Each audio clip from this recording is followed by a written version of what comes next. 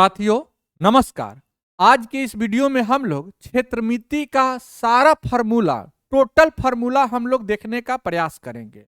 और ये सारे फार्मूला जो आपका जो भी एग्जाम हो, चाहे वो एसएससी सीजीएल हो, सीपीओ हो, सीएचएसएल हो, एमटीएस हो, रेलवे द्वारा NTPC, group D, ALP, technician, Bihar का जो भी एग्जाम हो, Bihar SSC, BPSC, AEDO, Bihar SI, Bihar police, जो भी आपका एग्जाम हो, सारे एग्जाम में ये क्षेत्रमिति का फार्मूला से आपका क्वेश्चन सोल्व करने में बहुत ही मददगार साबित होगा।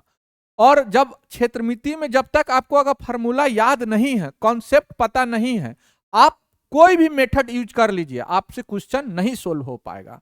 अर्थमेटिक में क्या है कि आप ऑप्शन से इस तरह भी करके आप क्वेश्चन को सोल्व कर सकते हैं, लेकिन क्षेत्रमिति में क्या है कि आपको फार्मूला आपको ध्यान में रहना जरूरी है।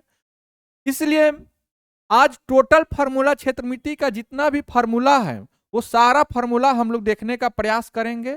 और आपका जो भी एग्जाम रहेगा उसमें आपको इस फार्मूला से आपको क्वेश्चन सोल्व करने में बहुत ही कारगर साबित होगा।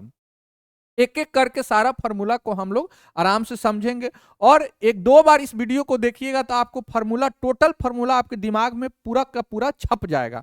तो आइए हम लोग आज शुरू करते हैं क्षेत्रमिति सूत्र संग्रह।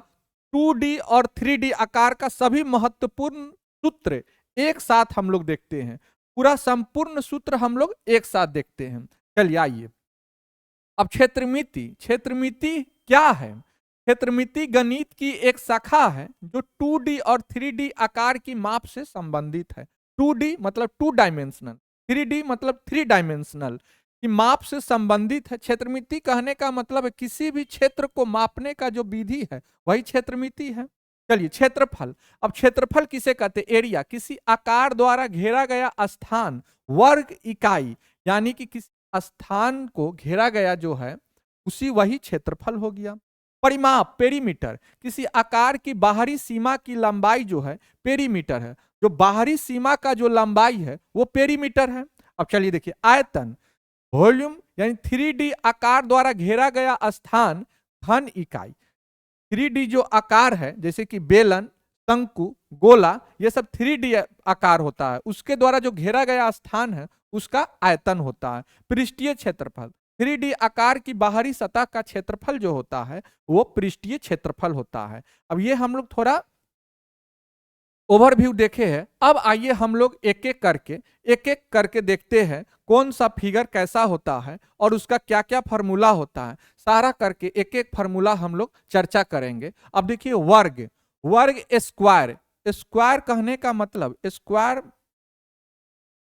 चारों भुजा एक समान होगा, चारों भुजा एक समान होगा, यानी कि ए और ए होगा। चारों भुजा एक समान होगा और प्रत्येक कोण 90 डिग्री का होगा। स्क्वायर, वर्ग, चारों भुजा एक समान और आपका प्रत्येक कोण 90 डिग्री का होगा। तो वर्ग का परिमाप क्या होता है? वर्ग का परिमाप 4 गुने भुजा होता है, यानी 4a होता है। परिमाप अभी ही देखे हैं। चारों तरफ को जब जोड़ेंगे, चारों तरफ की लंबाई का योग वही परिमाप होगा। अब देखिए तो वर्ग का परिमाप हो गया 4a हो गया। वर्ग का क्षेत्रफल क्या हो गया? अब वर्ग का क्षेत्रफल, ये अंदर वाला का क्षेत्रफल क्या हो गया? ए स्क्वायर होता है, यानी कि भुजा स्क्वायर होगा।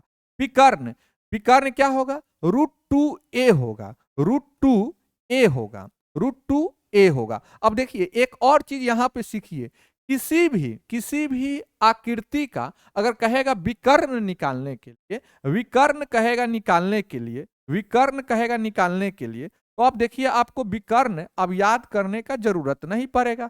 अब इसमें विकर्ण अगर निकालने के लिए कहेगा तो L square plus B square plus H square. अगर जहां केवल लंबाई चौड़ाई दिया हुआ है तो लंबाई का स्क्वायर प्लस चौड़ाई का स्क्वायर। अगर जहां ऊंचाई भी दिया होगा तो वहां लंबाई स्क्वायर प्लस चौड़ाई स्क्वायर प्लस ऊंचाई स्क्वायर। अब वर्ग में देखिए आपका लंबाई भी ए दिया हुआ है, चौड़ाई भी ए दिया हुआ है। तो अगर हम लोग आपको कहेंगे वर्ग का विकर्ण निकालने के लिए तो आप कह सकते हैं लंबाई ए है तो ए का स्क्वायर प्लस चौड़ाई क्या है? ए है तो ए का स्क्वायर। यहाँ ए का स्क्वायर कर दिए। अब यहां देखिए ए स्क्वायर क्या हो गया बाबू? 2a square. 2a²। अब देखिए 2a² है तो a तो बाहर आ जाएगा, यहाँ √2 आ जाएगा, यही हो गया √2a, यानी वर्ग का विकर्ण आपका √2a होता है। चलिए अब आगे चलते हैं, हम लोग आयत देखते हैं। आयत देखते हैं, आयत, आयत मतलब रेक्टेंगल। आयत कहने का मतलब आमने सामने का जो भुजा है वो बराबर है, आमने सामने का ये भुजा बराबर है, और ये भुजा दोनों बराबर है, ये हो गया आपका आयत हो गया। अब आयत का परिमाप, आयत का परिमाप आपका तो चारों जो लंबाई है इसका योग, टोटल जो बाहर का जो लंबाई का योग, यानी यहाँ एल है तो एक एल, यहाँ एक एल है तो 2l हो गया, यहाँ b है और यहाँ b है तो 2b यहाँ हो गया, 2l + 2b हो गया। जब दो कॉमन कर लेंगे, जब दो कॉमन कर लेंगे तो क्या हो जाएगा आपका बाबू, जब दो कॉमन कर लेंगे तब जाके आपका क्या हो जाएगा, 2 इंटू एल प्लस बी हो जाएगा। आयत का परिमाप क्या हो जाएगा, 2 इंटू एल प्लस बी हो जाएगा। तो चारों तरफ का जो दूरी है, चारों तरफ का जो दूरी है, इसी का योग हम लोग करते हैं। इसी का योग जब करते हैं तो वो आपका आपका क्या हो जाता है, परिमाप हो जाता है। क्षेत्रफल क्या हो जाएगा, अब आयत का क्षेत्रफल, ये आयत का क्षेत्रफल यानी ये बीच वाला आयत का क्षेत्रफल क्या होगा, लंबाई गुने चौड़ाई हो गया। आयत का क्षेत्रफल क्या हो गया, लंबाई गुने चौड़ाई हो गया। अब विकर्ण, विकर्ण बराबर क्या होगा, √L² + b², √L² into L² + b², √L² + b², यानी रूट के अंदर लंबाई का स्क्वायर प्लस चौड़ाई का स्क्वायर, आयत का विकर्ण हो गया आपका। चलिए अब देखिए, अब यह आयत को अगर एक नजर में हम लोग, इससे पहले वर्ग को एक नजर में अगर देखते हैं तो वर्ग का परिमाप 4a, वर्ग का क्षेत्रफल a², वर्ग का विकर्ण √2m। चलिए अब देखिए आगे आइए, आयत का परिमाप 2 इंटू एल प्लस बी, आयत का क्षेत्रफल लंबाई गुने चौड़ाई, आयत का विकर्ण √L² + b² होगा। चलिए आगे आइए, हम लोग चलते त्रिभुज।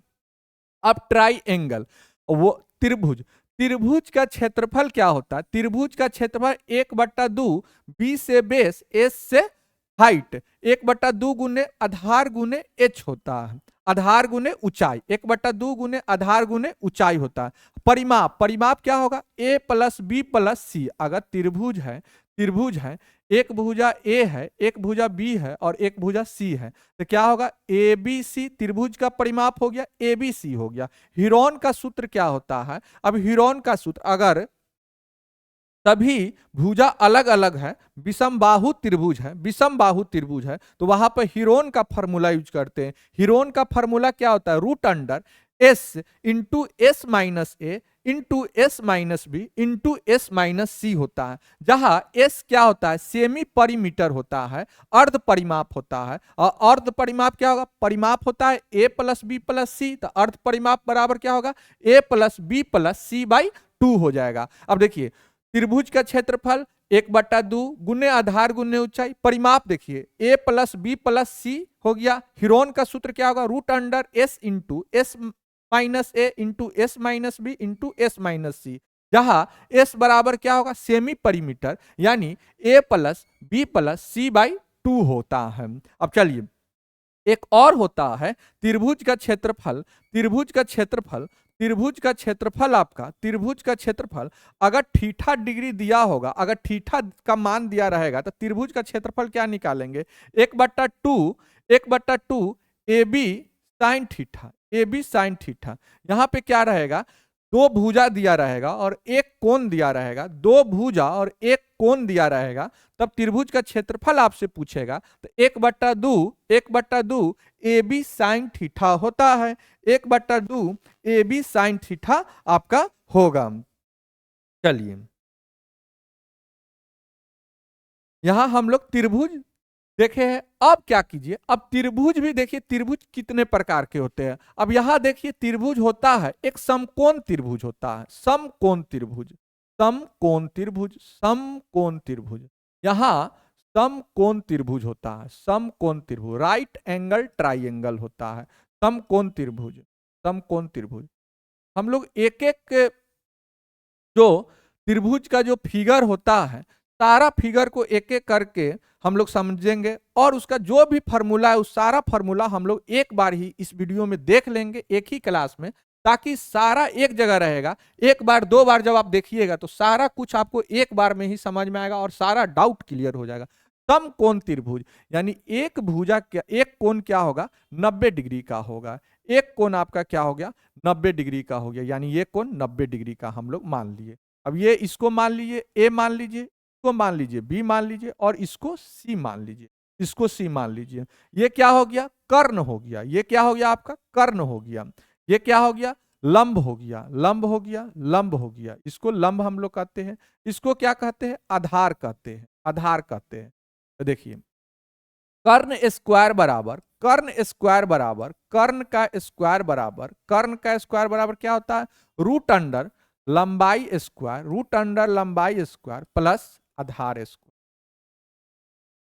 आधार स्क्वायर लंब या इसी को ऊंचाई भी कहते हैं, ऊंचाई भी इसको कह सकते हैं। तो लंब स्क्वायर प्लस आधार स्क्वायर बराबर कर्ण स्क्वायर होता है। जहां रूट हटा दीजिए, यहां अगर कर्ण स्क्वायर बराबर लंबाई स्क्वायर प्लस आधार स्क्वायर होता है, यहीं पे अगर केवल कर्ण बराबर पूछेगा, कर्ण बराबर क्या होगा तो रूट अंडर लंबाई स्क्वायर प्लस आधार स्क्वायर होगा, लंबाई स्क्वायर प्लस आधार स्क्वायर होगा, लंबाई स्क्वायर प्लस आधार स्क्वायर होगा। अब देखिए अब समकोण त्रिभुज का क्षेत्रफल आपसे पूछेगा, समकोण त्रिभुज का क्षेत्रफल आपसे पूछेगा, समकोण त्रिभुज का क्षेत्रफल क्या होगा। देखिए समकोण त्रिभुज का, समकोण त्रिभुज का, त्रिभुज का क्षेत्रफल क्या हो जाएगा बाबू, समकोण त्रिभुज का क्षेत्रफल आपका क्या हो जाएगा 1/2 गुने आधार गुने ऊंचाई, ऊंचाई आधार गुने ऊंचाई हो जाएगा, आधार गुने ऊंचाई। तो आधार तो आपका ये हो गया, आधार ये हो गया और ऊंचाई, इसी को ऊंचाई भी बोलते हैं, आधार गुने ऊंचाई, ऊंचाई आधार गुने ऊंचाई 1/2 गुने आधार गुने ऊंचाई। तो समकोण त्रिभुज का क्षेत्रफल आपका हो गया।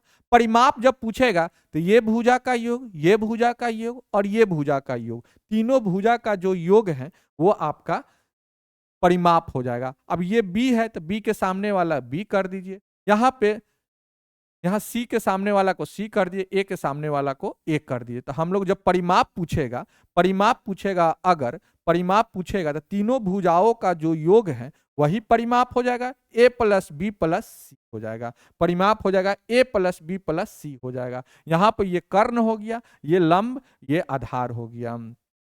चलिए देखिए अब आगे चलते हैं, हम लोग समकोण त्रिभुज देख लिए। अब देखिए समबाहु त्रिभुज, समबाहु त्रिभुज, सम समबाहु त्रिभुज। अब हम लोग देखिए समबाहु त्रिभुज,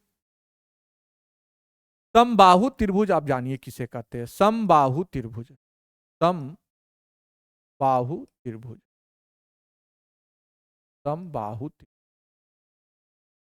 अब समबाहु त्रिभुज को समझ लिए। समबाहु कहने का मतलब सभी भुजा, बाहु मतलब भुजा, सम मतलब बराबर, सभी भुजा जिसका बराबर हो वो समबाहु त्रिभुज है। अब चलिए देखिए सभी भुजा बराबर है तो हम लोग एक त्रिभुज ले लिए, त्रिभुज ले लिए, सभी भुजा बराबर है यानी ए और ये इसको ए मान लीजिए, इसको बी मान लीजिए और इसको सी, ए बी सी हो गया, त्रिभुज हो गया, ए बी सी एक त्रिभुज हो गया, जिसका सभी भुजा बराबर है वो समबाहु त्रिभुज हो गया। अब देखिए अब यहां पे देखिए समबाहु त्रिभुज का, समबाहु त्रिभुज का, समबाहु, समबाहु त्रिभुज का यहां पे आप क्षेत्रफल, समबाहु त्रिभुज का क्षेत्रफल क्या होगा बाबू, समबाहु त्रिभुज का क्षेत्रफल, क्षेत्रफल पूछ रहा है, क्षेत्रफल, क्षेत्रफल इसको निकालिए, क्षेत्रफल क्या होगा बाबू, क्षेत्रफल समबाहु त्रिभुज का क्षेत्रफल क्या हो जाएगा बाबू, एरिया क्या हो जाएगा, एरिया होता है √3/4, √3/4 भुजा स्क्वायर होता है, भुजा क्या है ए है, भुजा ए है तो ए स्क्वायर, यानी इसको आप लोग लिख सकते हैं √3/4, √3/4 ए स्क्वायर लिख सकते हैं, √3/4 ए स्क्वायर लिख सकते हैं। परिमाप पूछेगा, परिमाप क्या होता है, परिमाप क्या होता है, परिमाप आपका होगा √3/2 ए होगा, √3/2, सॉरी ये ऊंचाई हम लिख दिए, ये आपका ऊंचाई लिख दिए, √3/2 ए ऊंचाई हो गया। इसका हाइट अगर पूछेगा तो √3/2 ए इसका ऊंचाई हो गया। और परिमाप क्या हो जाएगा बाबू? परिमाप क्या हो जाएगा? ए प्लस ए यानी 3 गो ए है, परिमाप तीनों भुजाओं का योग यानी 3a हो जाएगा। 3a इसका परिमाप हो जाएगा। अब समबाहु त्रिभुज का क्षेत्रफल √3/4 भुजा स्क्वायर। समबाहु त्रिभुज का ऊंचाई पूछेगा तो क्या हो जाएगा? √3/2a। और परिमाप आपका क्या हो जाएगा? 3a हो जाएगा। परिमाप क्या हो जाएगा? 3a हो जाएगा। चलिए अब आगे हम लोग देखते हैं, एक और त्रिभुज देखते हैं, समद्विबाहु त्रिभुज, आइसोस्केल्स ट्राइंगल, समद्विबाहु द्विबाहु त्रिभुज। देखिए समद्विबाहु त्रिभुज कहने का मतलब है, सम मतलब दो, सम मतलब बराबर, द्वि मतलब दो, यानी दो भुजा जिसका बराबर है उसी को हम लोग समद्विबाहु त्रिभुज कहते हैं। दो भुजा बराबर है, यानी ये ए है और ये ए है, ये क्या हो गया? बी हो गया। अब इसको हम लोग मान लीजिए ए बी सी। अब देखिए यहां पे, अब देखिए समद्विबाहु त्रिभुज का क्षेत्रफल निकालना। अब यहां हम लोग इसको यहां अगर हाइट डाल देते हैं यहाँ पे। अब देखिए ये टोटल बी है तो आप इसको कह सकते हैं b/2 है, ये b/2 आप कह सकते हैं, b/2 है। अब देखिए ये हो गया कर्ण, ये हो गया आधार, तो लंबाई निकलेगा इसको हम लोग मान लेते हैं डी मान लेते हैं। तो AD बराबर आप क्या कह सकते हैं? AD बराबर ये कर्ण का स्क्वायर माइनस आधार का स्क्वायर कह सकते हैं, b/2 का होल स्क्वायर कह सकते हैं। अब यहां देखिए, यहां ए स्क्वायर माइनस यानी b² होगा, b² हो जाएगा। अब देखिए यहां, अब देखिए 4a² माइनस b² हो गया, 4 है। अब देखिए, अब यहां देखिए ये 4a² माइनस b² होगा। ये क्या आपका आ गया? यही समद्विबाहु त्रिभुज का जो ऊंचाई है, समद्विबाहु त्रिभुज का जो हाइट है, ऊंचाई है, यही आपका ऊंचाई आप लोग निकाल लिए। तो यही ऊंचाई होता है, अगर आप याद किए होंगे तो यही ऊंचाई होता है √4a² माइनस b² होता है। 4a² माइनस b² रूट के अंदर /2 होता है। अब देखिए, अब जब समद्विबाहु त्रिभुज का हम लोग को ऊंचाई पता चल गया है तो त्रिभुज का क्षेत्रफल क्या होता है? 1/2 गुने आधार। आधार आपका क्या है? आधार, टोटल आधार, ये आधार तो b है तो आधार b मान लिए, b है। और ऊंचाई आपका यहां निकाल लिए है, ऊंचाई आप निकाल लिए है, क्या निकले है बाबू? 4a² माइनस b²/2 आप लोग ऊंचाई निकाल लिए हैं। अब यहां देखिए तो क्या होगा? 1/4 b। अब यहां b यानी 4a² माइनस b², इसको इसी तरह लिखते हैं ना, b/4 into 4a² minus b/4 √4a² minus b²। ये आपका क्या आ गया? ये क्षेत्रफल आपका आ गया, ये आपका क्षेत्रफल आ गया समद्विबाहु त्रिभुज का क्षेत्रफल। तो हम लोग, अगर आपको फॉर्मूला अगर याद नहीं भी रहे, समद्विबाहु त्रिभुज का क्षेत्रफल अगर नहीं भी याद रहे, तो आप इस मेथड से आप निकाल सकते थे, इस मेथड से भी निकाल सकते थे। समबाहु त्रिभुज का भी फॉर्मूला हम लोग निकाल सकते हैं। अभी बतला देते हैं कैसे हुआ था समबाहु त्रिभुज का क्षेत्रफल, समबाहु त्रिभुज का ऊंचाई कैसे आया था, अभी हम लोग चर्चा कर लेंगे। तो ये आपको ध्यान में आ गया। अब देखिए समद्विबाहु त्रिभुज का ऊंचाई हम लोग निकालिए, √4a² माइनस b²/2 आ गया। समद्विबाहु त्रिभुज का क्षेत्रफल b/4 into √4a² minus b² आ गया। चलिए, और आपसे पूछेगा परिमाप पूछेगा, समद्विबाहु त्रिभुज का परिमाप पूछेगा। तो परिमाप क्या आ जाएगा बाबू? a और a कितना हो जाएगा? 2a और कितना b? एगो b है, एगो b।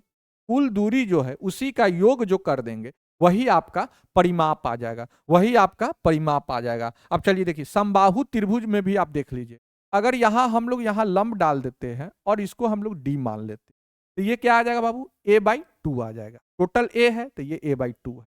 अब ये हम एडी, एडी यही तो ऊंचाई है, एडी ऊंचाई है, एडी बराबर एच है।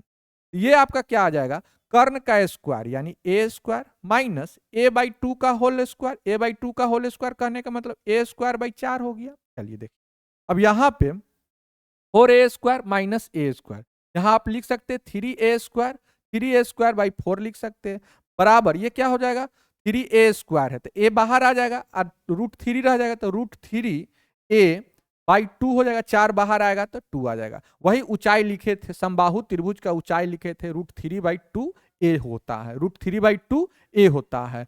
और आप त्रिभुज का क्षेत्रफल जानते हैं 1/2 आधार, तो आधार क्या है a है, और ऊंचाई क्या आया है बाबू √3/2a आया है, √3/2a आया है। तो a से a में गुना करेंगे तो a² हो जाएगा, 2 से 2 में गुना करेंगे तो 4 आ जाएगा, यानी √3/4 भुजा स्क्वायर a²। यही आया था ना समबाहु त्रिभुज का क्षेत्रफल। समबाहु त्रिभुज का क्षेत्रफल कैसे हुआ है वो हम लोग इसको एनालिसिस करके हम लोग देख लिए हैं। समबाहु त्रिभुज का क्षेत्रफल, समबाहु त्रिभुज का ऊंचाई, समद्विबाहु त्रिभुज का क्षेत्रफल, समद्विबाहु त्रिभुज का ऊंचाई हम लोग निकाल लिए। अगर आपको फॉर्मूला याद भी नहीं रहेगा तो आप निकाल सकते हैं, फॉर्मूला निकाल सकते हैं। इसलिए हम कह रहे हैं कि इस वीडियो को 1 से 2 बार आप देखिए, पूरा का पूरा छप जाएगा, फॉर्मूला आपके दिमाग में छप जाएगा, फॉर्मूला एकदम याद हो जाएगा आपको दिमाग में, और आप कभी भूल नहीं पाइएगा। इस तरह जब आपको पूरा याद रहेगा, कंसेप्ट जब आपको पूरा पता रहेगा, पूरा क्लियर रहेगा, तो आप कभी भी जीवन में नहीं भूल पाइएगा। चलिए आगे आइए, चलिए समद्विबाहु त्रिभुज भी हम लोग देख लिए। अब आइए इधर आपका वृत्त, वृत्त मतलब सर्किल, वृत्त मतलब सर्किल। अब यहां हम लोग एक सर्किल बना देते, सर्किल। अब यहां देखिए, यहां आपका केंद्र हो गया, वृत्त का केंद्र हो गया, और ये क्या होता है त्रिज्या होता है। केंद्र से परिधि को छूने वाली रेखा, केंद्र से परिधि को छूने वाली रेखा त्रिज्या कहते हैं, त्रिज्या कहते हैं। आर मतलब रेडियस। अब वृत्त का क्षेत्रफल क्या होता है πr² होता है, वृत्त का क्षेत्रफल πr² होता है। वृत्त का परिधि, वृत्त का परिधि क्या होता है 2πr होता है। व्यास d, डायमीटर बराबर क्या होता है 2 गुने त्रिज्या, डायमीटर बराबर क्या होता है 2 गुने त्रिज्या 2r होता है। पाई का मान हम लोग क्या लिखते हैं 3.14 या 22/7 हम लोग रख के क्वेश्चन को सोल्व करते हैं। पाई का मान 3.14 या 22/7 रख के हम लोग सोल्व करते हैं। अब यहां देख लीजिए, यहां वृत्त देखे हैं, अब हम लोग देख लीजिए यहां पे अर्धवृत्त देख लीजिए, यहां पे अर्धवृत्त देख लीजिए, अर्धवृत्त, अर्धवृत्त यानी आधा वृत्त, अर्धवृत्त करने का मतलब आधा वृत्त। अब देखिए अर्धवृत्त हम लोग एक बना लीजिए, अर्धवृत्त बना लीजिए, अर्धवृत्त हम लोग बना लिए, यहां चलिए डाल दिए, केंद्र डाल दिए। अब अर्धवृत्त का क्षेत्रफल क्या होगा, अर्धवृत्त का क्षेत्रफल, तो पूरा क्षेत्रफल πr², तो अर्धवृत्त का क्षेत्रफल क्या हो जाएगा हाफ πr², हाफ πr² हो जाएगा। अब देखिए, अब आपसे पूछेंगे अर्धवृत्त का परिधि, परिधि पूछेंगे, अर्धवृत्त का परिधि पूछेंगे, तो आप कहिएगा पूरा परिधि होता है 2πr, तो आधा परिधि ये वाला तो πr हो जाएगा, ये वाला πr हो जाएगा, और ये r और ये r दोनों जुटेगा तो πr, πr plus 2r, πr plus 2r। अब ये इसको इस रूप में भी लिखता है किताब में, r कॉमन कर लेता है, पाई प्लस 2 होता है, पाई प्लस 2 होता है। अब अर्धवृत्त का परिधि क्या होगा, ये नहीं कहिएगा कि 2πr का आधा πr, ये नहीं होगा, πr और ये वाला r और ये वाला r टोटल दूरी जो होता है उसी को तो हम लोग जोड़ देते हैं, वो परिधि या परिमाप होता है। तो r प्लस r दोनों जोड़ देंगे तो πr प्लस 2r, ये आपका हो गया अर्धवृत्त का, अर्धवृत्त का, अर्धवृत्त का आपका परिधि आ गया। अब यहां व्यास क्या होता है बाबू d बराबर 2 गुने त्रिज्या होता है, पाई का मान 3.14 या 22/7 रख।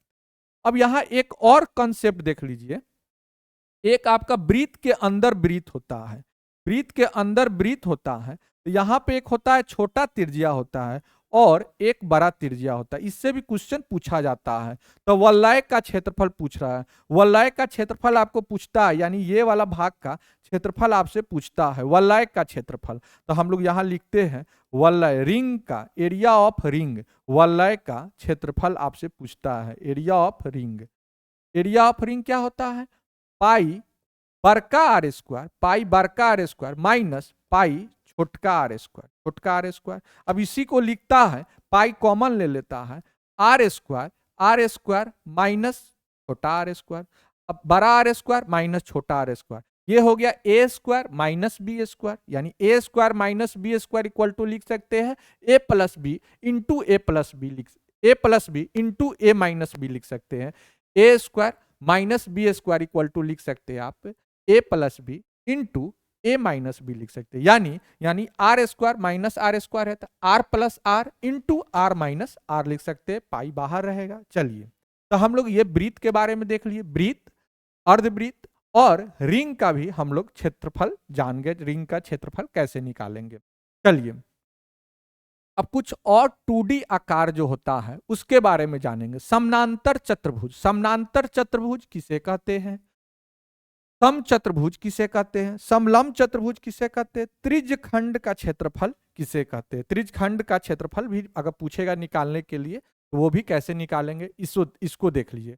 समानांतर चतुर्भुज, समानांतर चतुर्भुज कहने का मतलब आमने सामने का भुजा, आमने सामने का भुजा अगर बराबर है तो ये आपका समानांतर चतुर्भुज, यानी कहने का मतलब ये भुजा बराबर हो गया, ये भुजा और ये भुजा अगर बराबर है तो ये आपका समानांतर चतुर्भुज हो गया। और समानांतर चतुर्भुज का क्षेत्रफल होता है आधार गुने ऊंचाई होता है, याद रखिएगा समानांतर चतुर्भुज का क्षेत्रफल आधार गुने ऊंचाई होता है। अब सम चतुर्भुज का क्षेत्रफल, सम चतुर्भुज कहने का मतलब हो गया सम चतुर्भुज, सम चतुर्भुज कहने का मतलब हो गया सभी भुजा ये वर्ग के तरह होता है, सभी भुजा बराबर होता है, सभी भुजा बराबर होता है, वर्ग के तरह होता है, लेकिन इसका प्रत्येक कोण 90 डिग्री हो ये निश्चित नहीं है, तो इसको हम लोग बोलते हैं सम चतुर्भुज, सभी भुजा बराबर हो सम चतुर्भुज। और सम चतुर्भुज का क्षेत्रफल क्या होता है, ये एक विकर्ण हो गया और एक ये विकर्ण हो गया, D1 और D2, डायगोनल 1 और डायगोनल 2। समचतुर्भुज का क्षेत्रफल क्या होगा, 1/2 गुने D1 इंटू D2, यानी विकर्ण 1 गुने विकर्ण 2 होता है, 1/2 गुने विकर्ण 1 गुने विकर्ण 2 होता है। अब समलंब चतुर्भुज, समलंब चतुर्भुज का आकृति किस तरह होता है बाबू, देखिए समलंब चतुर्भुज, समलंब चतुर्भुज का आकृति आपका इस तरह का होता है, केवल ये भुजा समानांतर होता है, ये भुजा समानांतर होता है, यहाँ पे एक लंब डाला जाता है, ये होता है समलंब चतुर्भुज होता है। समलंब चतुर्भुज कहने का मतलब अब ये इसका क्षेत्रफल होगा क्या चीज, 1/2 समानांतर भुजाओं का योग, समानांतर भुजाओं का योग गुने ऊंचाई होता है, 1/2 गुने समानांतर भुजाओं का योग गुने ऊंचाई होता है, ये समलंब चतुर्भुज का क्षेत्रफल हो गया। अब हम लोग समानांतर चतुर्भुज, सम चतुर्भुज और समलंब चतुर्भुज का फॉर्मूला देख लिए, फिगर भी समझ गए कैसा फिगर होता है। अब त्रिज्यखंड का क्षेत्रफल पूछ रहा है, त्रिज्यखंड का क्षेत्रफल, तो त्रिज्यखंड कहाँ बनेगा बाबू, वृत्त में त्रिज्यखंड बनेगा, वृत्त में त्रिज्यखंड बनेगा, ये आर आर ये आर और ये क्या होता है, ये आपका एल होता है, लेंथ ऑफ आर्क, यानी चाप की लंबाई होता है, चाप की लंबाई बराबर क्या होता है, एल बराबर क्या होता है, थीटा आर होता है, थीटा का मान दिया रहेगा, कोण दिया रहेगा, एंगल दिया रहेगा, आर मतलब त्रिज्या होता है, लेंथ बराबर क्या होगा, लेंथ ऑफ आर्क बराबर यानी चाप की लंबाई बराबर होता है थीटा गुने आर, थीटा कोण का मान दिया रहेगा गुने आर यानी त्रिज्या दिया रहेगा। त्रिज्यखंड का क्षेत्रफल, ये वाला क्षेत्रफल आपका, ये वाला क्षेत्रफल आपका पूछेगा क्या होगा, ये वाला क्षेत्रफल त्रिज्यखंड का क्षेत्रफल होता है पाई आर स्क्वायर थीटा बट्टा 360 होता है, पाई आर स्क्वायर, इसको इस रूप में लिख सकते हैं, पाई आर स्क्वायर थीटा बट्टा 360 होता है, पाई आर स्क्वायर थीटा बट्टा 360 डिग्री होता है, 360 डिग्री होता है, पाई आर स्क्वायर थीटा बट्टा 360 डिग्री या थीटा बट्टा 360 इंटू पाई आर स्क्वायर होता है त्रिज्यखंड का क्षेत्रफल। तो हम लोग त्रिभुज, चतुर्भुज ये सब कुछ समझ गए, 2D आकृति से जो भी प्रश्न है, जो भी फॉर्मूला है वो हम लोग समझ गए, वो हम लोग देख लिए। अब देखिए घन, घन मतलब क्यूब, घन, अब घन हम लोग बनाते हैं, घन क्या होता है, वर्ग, दो वर्ग को मिला के बनाएंगे तब जाके घन बनेगा। अब देखिए यहाँ इसको मिला दीजिए, इसको इससे मिला, देखिए इसको इससे मिला दीजिए और इसको, ये आपको घन दिख रहा होगा, ये 3 डायमेंशनल हो गया, 3 डायमेंशनल त्रिविमीय आकृति हो। अब घन का आयतन क्या होगा बाबू, घन का आयतन एक भुजा ए होता है, एक भुजा ए, तो घन का आयतन आपका ए क्यू हो जाए। घन का सतह क्षेत्रफल क्या होता है 6a²। ए कहने का मतलब भुजा स्क्वायर, 6 गुने भुजा स्क्वायर। घन का विकर्ण क्या होगा √3a होगा। अभी हम लोगों ने पढ़ा था क्या होता है विकर्ण निकालने का तरीका, a² लंबाई स्क्वायर प्लस चौड़ाई का स्क्वायर प्लस प्लस ऊंचाई का स्क्वायर। अभी पढ़े थे दोनों, इसमें तीनों क्या है ए है, तो a² plus a² plus a²। कितना a² हो गया बाबू 3a², रूट अंदर 3a², 3a²। अब चलिए देखिए ए बाहर आ जाएगा √3 ए बाहर आ जाएगा √3 रह जाएगा, यानी विकर्ण क्या हो गया a√3 हो गया। a√3 आपका विकर्ण हो गया। a√3 क्या हो गया बाबू आपका विकर्ण हो गया। विकर्ण आपका क्या हो गया a√3 या √3a होता है, विकर्ण आपका √3a होता है। अब देखिए घन में क्या होता है, घन में 6 फलक 12 किनारे और 8 शीर्ष होते हैं। फलक अब पूछता है एग्जाम में, घन में फलक फलक फलक शीर्ष शीर्ष किनारा किनारा ये सब पूछता है। विकर्ण भी कभी कभी पूछ देता है, घन में कितने विकर्ण होते, घन में कितने विकर्ण होते, घन में कितने विकर्ण होते। फलक फलक शीर्ष किनारा और विकर्ण कितने होते हैं। देखिए फलक कितना होता है बाबू, फलक 6 होता है, फलक 6 होता है, शीर्ष 8 होता है, किनारा कितना होता है 12 होता है, विकर्ण कितना होता है 4 होता है। फलक फलक 6 होता है, 12 किनारा होता है, 8 शीर्ष होता है और 4 विकर्ण होता है। घन में 6 फलक 12 किनारे 8 शीर्ष और 4 विकर्ण होते हैं। तो इस तरह हम लोग घन के बारे में जान गए। घन का आयतन AQ होता है, सतह क्षेत्रफल 6a² होता है, विकर्ण √3a होता है। घन में 6 फलक 8 शीर्ष 12 किनारा और 4 विकर्ण होते हैं। अब चलिए देखिए घनाभ देखते हैं। घनाभ अब घनाभ घनाभ क्या होगा, दो आयत को मिला के जब बनाएंगे तो घनाभ बनेगा। दो आयत को मिला के जब बनाएंगे तब क्या होगा आपका, ये होगा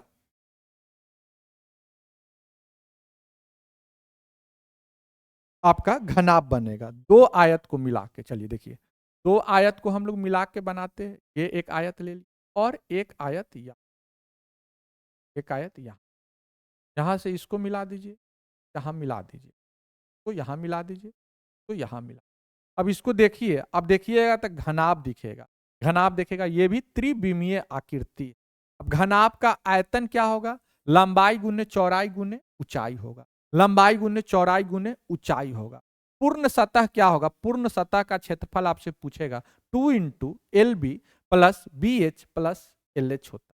2 × LB plus BH plus LH होता है, यानी लंबाई गुने चौड़ाई प्लस चौड़ाई गुने ऊंचाई प्लस ऊंचाई गुने लंबाई।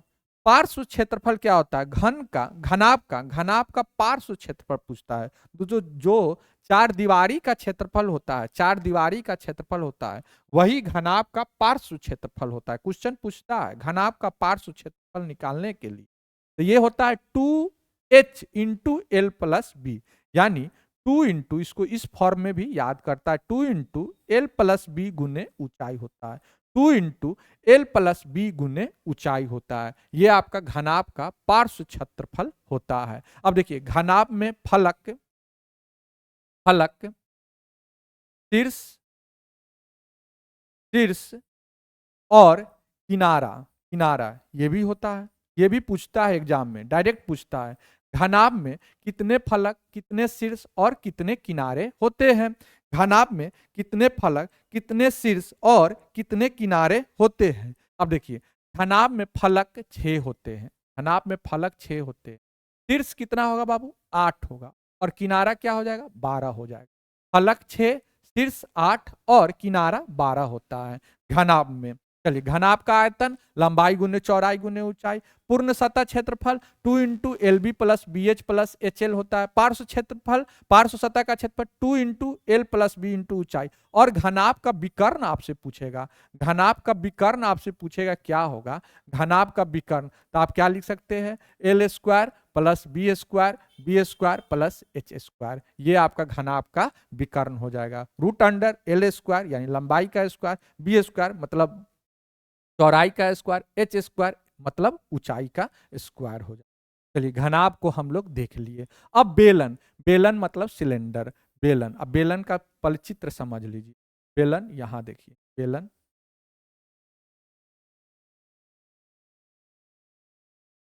के और ऊपर वृत्ताकार आकृति रहता है, वृत्ताकार आकृति रहता है। अब बेलन का, अब यहां देखिए ये आपका ये हो गया एच हो गया, ये आपका आर आर, ये आपका त्रिज्या हो गया, ये एच मतलब हाइट होगी। अब आयतन क्या होता है, pi R square H, are मतलब त्रिज्या, एच मतलब ऊंचाई, आयतन पाई आर स्क्वायर एच होता है। वक्र सतह का क्षेत्रफल होता है 2 पाई आर एच होता है, 2 पाई आर एच होता है।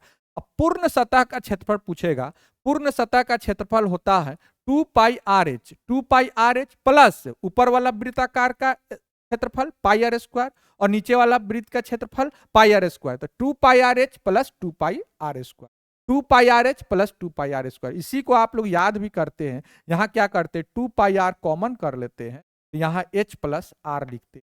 देखिए यानी बेलन का पूर्ण सतह का क्षेत्रफल आप याद करते हैं 2 pi R into H plus R. कैसे होता है, बेलन का वक्र सतह का क्षेत्रफल 2 पाई आर एच और ऊपर वाला वृत्त का क्षेत्रफल पाई आर स्क्वायर और नीचे वाला वृत्त का क्षेत्रफल पाई आर स्क्वायर, ये भी दोनों जुड़ जाएगा, तो यानी 2 pi R H plus 2 pi R square. इसी को हम लोग तोड़ के लिखते थे 2 pi R into H plus R, आपका बेलन का पूर्ण सतह का क्षेत्रफल हो जाता है। अब चलिए देखिए शंकु, अब शंकु देखिए, शंकु कोन आप लोग खाते भी होंगे, कोन खाते होंगे आप लोग, कोन खाते होंगे, जब आइसक्रीम खाते हैं तो आप लोग बड़ी चाव से मांगते हैं कोन दीजिए, तो यही कोन होता है शंकु। शंकु अब देखिए यहां हो गया ये एच हो गया, ये एच हो गया, ये एल हो गया, एल मतलब साइलेंट हाइट मतलब तिर्यक ऊंचाई होता है, और ये आपका आर हो गया, आर हो गया। अब देखिए आर हो गया। अब आयतन क्या होता है, शंकु का आयतन 1/3 पाई आर स्क्वायर एच होता है। वक्र सतह का क्षेत्रफल क्या होता है, पाई आर एल होता है, पाई आर एल होता है, यानी पाई आर मतलब त्रिज्या, एल मतलब तिर्यक ऊंचाई होता है। पूर्ण सतह का क्षेत्रफल क्या होता है, pi R L plus pi R square होता है। पूर्ण सतह क्या होता है, वक्र सतह होता है पाई आर एल, और पूर्ण सतह क्या हो जाएगा पाई आर एल, और नीचे वाला वृत्त यानी पाई आर स्क्वायर, तो pi R L plus pi R square हो गया पूर्ण सतह का क्षेत्रफल। इसी को आप लोग लिख देते हैं, पाई आर लिख देते हैं, और एल प्लस आर इसको लिखते हैं, pi R into L plus R भी आप लोग याद करते हैं, लेकिन यही फॉर्मूला है जो आपको याद रखना है, pi R L plus pi R square. कैसे हुआ, क्योंकि नीचे वाला वृत्त का भी क्षेत्रफल जुट जाएगा। अब तिर्यक ऊंचाई यानी एल बराबर क्या होगा, रूट अंडर एच स्क्वायर यानी हाइट स्क्वायर प्लस त्रिज्या स्क्वायर होता है, root under H square plus R square होता है, ऊंचाई स्क्वायर प्लस त्रिज्या का स्क्वायर होता है शंकु, शंकु का आपका तिर्यक ऊंचाई। चलिए शंकु को भी हम लोग देख लिए। अब गोला देखिए, गोला, गोला फेंक होता है, आप लोग जब प्रैक्टिस करते होंगे फिजिकल का प्रैक्टिस करते होंगे तो उसमें गोला फेंक होता है, तो वही गोला का आयतन पूछेगा निकालने के लिए, तो ये क्या होता है 4/3 पाई आर क्यू होता है, 4/3 पाई आर क्यू होता है। सतह क्षेत्रफल पूछेगा तो 4 पाई आर स्क्वायर होता है, 4 पाई आर स्क्वायर होता है। व्यास क्या होता है, व्यास यानी डायमीटर क्या होता है 2r होता है, व्यास क्या होता है 2r होता है, यानी 2 गुने त्रिज्या होता है। अब यहां हम लोग देख लिए गोला, अब गोला का आधा यानी अर्ध गोला, गोला का आयतन था 4/3 पाई आर क्यू, तो अर्ध गोला का आयतन 2/3 pi R cube, 2/3 pi R cube, गोला का आयतन 4/3 पाई आर क्यू, तो अर्ध गोला का आयतन 2/3 पाई आर क्यू। वक्र सतह का क्षेत्रफल क्या होगा, वक्र सतह का क्षेत्रफल, गोला का वक्र सतह का क्षेत्रफल था 4 पाई आर स्क्वायर, तो अर्धगोला का आधा हो जाएगा 2 पाई आर स्क्वायर, और पूर्ण सतह जब पूछेगा, अर्धगोला का पूर्ण सतह पूछेगा तो 3 पाई आर स्क्वायर होता है, 3 पाई आर स्क्वायर होता है, 3 पाई आर स्क्वायर आपका अर्धगोला का अर्धगोला का संपूर्ण पृष्ठीय क्षेत्रफल पूछेगा, संपूर्ण पृष्ठीय क्षेत्रफल पूछेगा, तो आपका हो जाएगा 3πr² हो जाएगा। 3πr² आपका हो जाएगा संपूर्ण पृष्ठीय क्षेत्रफल अर्धगोला का। अर्धगोला का संपूर्ण पृष्ठीय क्षेत्रफल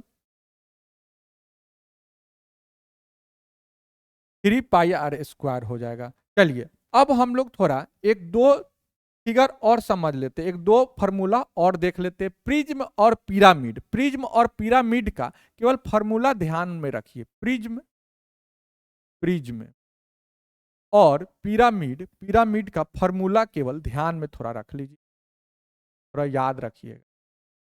जब हम लोग क्षेत्रमिति चैप्टर जब देखेंगे, एक एक फॉर्मूला से जितना भी प्रश्न पूछा हुआ प्रश्न है, सारा प्रश्न को हम लोग डिस्कस करें। जितना भी प्रश्न पूछा हुआ है सारा डिस्कस करेंगे और एक एक फार्मूला को एकदम अच्छे से डिस्कस करेंगे, याद करवा देंगे आपको क्लास में ही, तब जाके क्वेश्चन आप सोल्व कीजिएगा, हमेशा के लिए आपका छप जाएगा। अब चलिए देखिए, अब प्रिज्म का, अब प्रिज्म में दो फार्मूला आप लोग याद रखिए। प्रिज्म में दो फार्मूला आप लोग याद रखिए। प्रिज्म का आयतन एक याद रखिए, प्रिज्म का आयतन, आयतन याद रखिए। प्रिज्म का आयतन, प्रिज्म का आयतन होता है आधार का, आधार का क्षेत्रफल, आधार का क्षेत्रफल गुने गुने ऊंचाई होता है, ऊंचाई होता है। अब इसमें क्या होगा, प्रिज्म में आधार है ना, कभी आयताकार आधार रहेगा, कभी वर्गाकार आधार रहेगा। तो जैसा भी आधार रहेगा, जैसा भी बेस रहेगा, उसका क्षेत्रफल, आधार का क्षेत्रफल गुने ऊंचाई, आधार का क्षेत्रफल गुने ऊंचाई होता है, आधार का क्षेत्रफल गुने ऊंचाई होता है। एक ये फार्मूला याद रखिए। एक याद रखिए पार्श्व पृष्ठीय क्षेत्रफल, पार्श्व, पार्श्व पृष्ठीय क्षेत्रफल, पार्श्व पृष्ठीय क्षेत्रफल। दो फार्मूला से क्वेश्चन ज्यादा पूछा जाता है। अब ये होता है पार्श्व पृष्ठीय क्षेत्रफल, आधार का परिमाप, आधार का परिमाप, परिमाप गुने गुने ऊंचाई होता। अगर आधार पार्श्व पृष्ठीय क्षेत्रफल पूछेगा तो आधार का परिमाप गुने ऊंचाई होता है। अगर आयतन पूछेगा, प्रिज्म का आयतन पूछेगा तो आधार का क्षेत्रफल गुने ऊंचाई होता है, आधार का क्षेत्रफल गुने ऊंचाई होता है। चलिए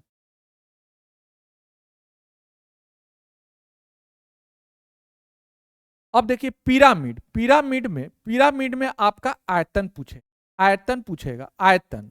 इसमें भी दो फार्मूला ध्यान रखिए। आयतन बराबर क्या होता है, 1/3, 1/3, 1/3 आधार का क्षेत्रफल, आधार का क्षेत्रफल, आधार का क्षेत्रफल, आधार का, आधार का क्षेत्रफल 1/3 आधार का क्षेत्रफल, आधार का क्षेत्रफल गुने आधार का क्षेत्रफल गुने। पिरामिड का, पिरामिड का आयतन क्या होता है, 1/3, 1/3 आधार का क्षेत्रफल गुने ऊंचाई होता है, आधार का क्षेत्रफल गुने ऊंचाई होता है। अब देखिए पार्श्व सतह का क्षेत्रफल पूछेगा पिरामिड का, पार्श्व, पार्श्व सतह, सतह का, पार्श्व सतह का, पार्श्व सतह का क्षेत्रफल पूछेगा, पार्श्व सतह का क्षेत्रफल पूछेगा 1/2, 1/2 गुने आधार का, आधार का, आधार का परिमाप, आधार का, आधार का 1/2 आधार का परिमाप, आधार का परिमाप, परिमाप आधार का परिमाप गुने, यहां तिर्यक ऊंचाई होता है, यह ध्यान रखिएगा, यह तिर्यक ऊंचाई होता है। अब देखिए आयतन होता है 1/3 आधार का क्षेत्रफल गुने ऊंचाई, अब पार्श्व सतह का क्षेत्रफल होता है 1/2 आधार का परिमाप गुने ऊंचाई होता है, आधार का परिमाप गुने ऊंचाई होता है, तिर्यक ऊंचाई होता है। 1/2 आधार का परिमाप गुने तिर्यक ऊंचाई होता है पार्श्व सतह का क्षेत्रफल पिरामिड का। वही प्रिज्म में क्या होता है, पार्श्व पृष्ठीय क्षेत्रफल होता है, आधार का परिमाप गुने ऊंचाई होता है, उधर पिरामिड में होता है 1/2 आधार का परिमाप गुने तिर्यक ऊंचाई होता है। इधर होता है आयतन, आधार का क्षेत्रफल गुने ऊंचाई होता है, उधर आयतन होता है 1/3 आधार का क्षेत्रफल गुने ऊंचाई होता है। तो हम लोग प्रिज्म और पिरामिड का भी कुछ जो जरूरतमंद फार्मूला है, जो जरूरी वाला फार्मूला है, उसको भी हम लोग देख लिए हैं। अब हम लोग क्या करते हैं, थोड़ा बहुभुज के बारे में थोड़ा चर्चा करना चाह रहे हैं। बहुभुज के बारे में हम लोग चर्चा करना चाह रहे हैं कि बहुभुज का पूछता है अंतः कोणों का योग, बाह्य कोणों का योग, ये सब आपसे पूछता है। बहुभुज, बहुभुज के बारे में थोड़ा हम लोग चर्चा कर लेते हैं। बहुभुज यहां हम लोग लिख देते हैं। बहुभुज, बहुभुज करने मतलब बहुत सारा भुजा होगा, बहुत सारा भुजा होगा, 4 5 6 7 8, बहुत सारा भुजा होगा, उसी को हम लोग बहुभुज कहते हैं। बहुभुज में कुछ फॉर्मूला ध्यान रखने लायक है, उसको ध्यान रखिएगा, ताकि क्वेश्चन आपसे पूछता है, अगर फॉर्मूला याद नहीं रहेगा तो आपसे क्वेश्चन नहीं बनेगा, क्वेश्चन नहीं बनेगा।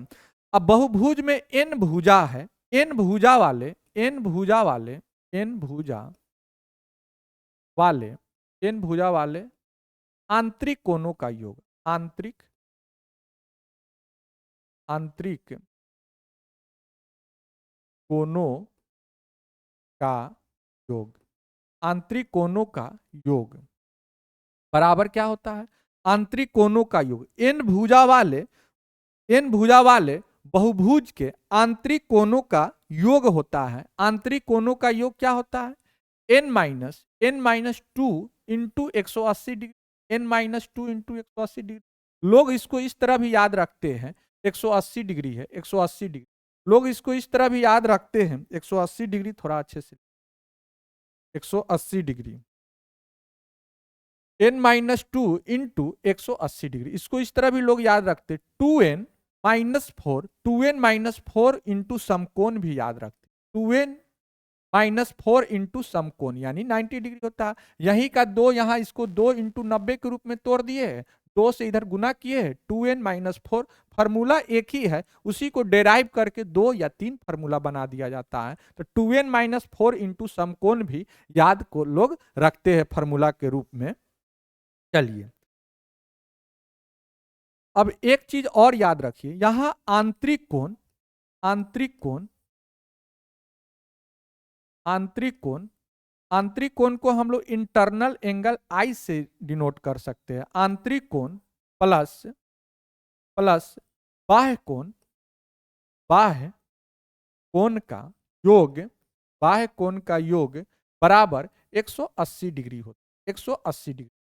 आंतरिक कोण आई प्लस बाह्य कोण मतलब एक्सटर्नल एंगल, एक्सटर्नल एंगल, दोनों कोणों का योग 180 डिग्री होता है। कभी कभी क्वेश्चन पूछेगा, आंतरिक कोण दिया रहेगा, आपसे बाह्य कोण पूछेगा, बाह्य कोण दिया रहेगा, आंतरिक कोण आपसे पूछेगा। चलिए आंतरिक कोण और बाह्य कोण हम लोग देख लिए। अब देखिए बहुभुज का प्रत्येक बाहरी कोण एक होता है, बहुभुज का प्रत्येक बाहरी कोण एक, देखिए बहुभुज, यहां डायरेक्ट हम लोग लिखते हैं, बहुभुज ही देख रहे हैं तो बहुभुज के बाहरी कोण, बाहरी कोण, बाहरी कोण बराबर क्या होगा, बाहरी कोण बराबर होता है, एक बाहरी कोण का मान निकालना रहेगा 360 डिग्री बट्टा n, n मतलब भुजाओं की संख्या होता है। बहुभुज का प्रत्येक बाहरी कोण, प्रत्येक बाहरी कोण पूछेगा तो 360 डिग्री बट्टा n होता है, n होता है बाहरी कोण अगर पूछेगा तो।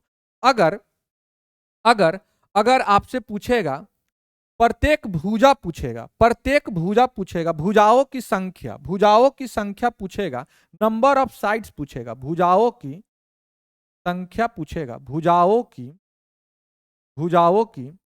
संख्या पूछेगा, बहुभुज में भुजाओं की संख्या पूछेगा, तो ये क्या होता है 360 डिग्री, 360 डिग्री बट्टा एक्सटर्नल एंगल होता है, एक्सटर्नल एंगल होता है, 360 डिग्री बट्टा एक्सटर्नल एंगल होता है। अब देखिए एक्सटर्नल एंगल के जगह पे यहां ये भी लिखता है 180 डिग्री माइनस आंतरिक कोण। एक्सटर्नल एंगल के जगह यानी बाहरी कोण के जगह, बाह्य कोण के जगह हम लोग लिख सकते हैं 180 डिग्री माइनस आंतरिक कोण लिख सकते हैं। तो भुजाओं की संख्या अगर आपसे पूछेगा, भुजाओं, बहुभुज में भुजाओं की संख्या पूछेगा, आंतरिक कोण या बाह्य कोण दे दिया रहेगा तो उससे हम लोग निकाल सकते हैं 360 डिग्री बट्टा बाह्य कोण हम लोग निकाल सकते हैं। अब चलिए एक और फॉर्मूला देखिए, विकर्ण, विकर्णों की संख्या पूछता है, विकर्णों की संख्या पूछेगा, बहुभुज में विकर्णों की संख्या आपसे पूछेगा, विकर्णों की संख्या आपसे पूछेगा, बहुभुज में विकर्णों की संख्या पूछेगा। विकर्णों की संख्या क्या होता है, n into N minus three, N into N minus three by two होता है, n into N minus three by two होता है, n into N minus three by two होता है। अगर हम आपसे पूछेंगे, अगर कोई आयत है, आयत में विकर्णों की संख्या कितना होता है बाबू, दो होता है। आयत में विकर्णों की संख्या कितना होगा बाबू, दो होगा। दो कैसे आता है, अब देखिए एन, एन मतलब भुजाओं की संख्या, चार भुजा है, चार माइनस थ्री यानी एक, चार बट्टा दो यानी चार बट्टा दो, दो आया ना, यानी वही हम कहना चाह रहे हैं। विकर्णों की बहुभुज में विकर्णों की संख्या क्या होता है, N into N minus three by two होता है, N into N minus three by two होता है, वही विकर्णों की संख्या होता है। तो हम लोग बहुभुज के बारे में भी देख लिए। आंतरिक कोणों का योग क्या होता है, 2n माइनस फोर इंटू समकोण होता है। आंतरिक कोण और बाह्य कोण का योग क्या होता है, 180 डिग्री होता है।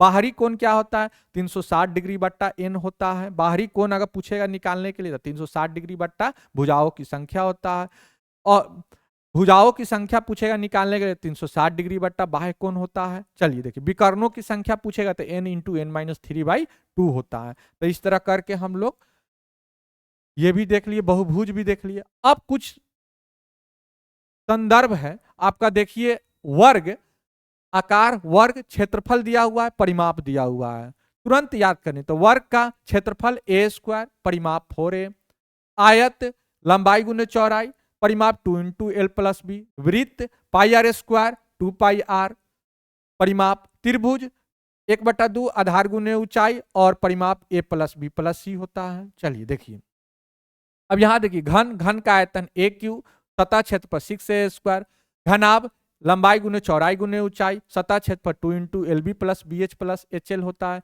बेलन का आयतन पाई आर स्क्वायर एच, सतह क्षेत्रफल, संपूर्ण सतह क्षेत्रफल यहां दिया है 2 pi R H plus 2 pi R square. शंकु का आयतन 1/3 पाई आर स्क्वायर एच, संपूर्ण क्षेत्रफल क्या हो जाएगा, पृष्ठीय क्षेत्रफल pi R L plus pi R square. गोला का आयतन 4/3 pi R cube, 4/3 pi R cube, और सतह क्षेत्रफल 4/4 pi R square, 4 pi R square होता है आपका सतह क्षेत्रफल गोला का। अब महत्वपूर्ण स्थिरांक और इकाई देखिए, पाई बराबर क्या होता है, 3.14 होता है, या 22/7 होता है। 3.14, 3.14 या 22/7 होता है। √2 का मान क्या होता है, 1.414 होता है। √2 का मान 1.414 होता है। √3 का मान 1.732 होता है, 1.732 होता है। इकाइयां, लंबाई किसमें नापते हैं, सेंटीमीटर, मीटर, मिलीमीटर में। क्षेत्रफल सेंटीमीटर स्क्वायर, मिलीमीटर स्क्वायर। आयतन centimetre cube, metre cube, millimetre cube होता है। चलिए, तो इस तरह करके हम लोग कोशिश किए हैं मेंसुरेशन का जितना भी जरूरत फार्मूला हो, जितना भी आवश्यक फार्मूला है, सूत्र, जो भी संपूर्ण सूत्र मेंसुरेशन का है, क्षेत्रमिति का, हम लोग देखने का प्रयास किए हैं। और मुझे उम्मीद है कि अगर आप ये 1-2 बार वीडियो अच्छे से देख लीजिएगा, 1-2 बार अच्छे से अगर आप वीडियो देखते हैं, तो आपका निश्चित तौर पे सारा फार्मूला आपके दिमाग में छप जाएगा, और क्वेश्चन जब आप बनाइएगा तो आपको ये बहुत ही उपयोगी साबित होगा। तो बहुत बहुत धन्यवाद। सभी महत्वपूर्ण सूत्रों को याद रखें। परीक्षा में सफलता के लिए शुभकामनाएं। फिर मिलते हैं किसी नेक्स्ट वीडियो में। अभी के लिए इतना ही। Thank you so much.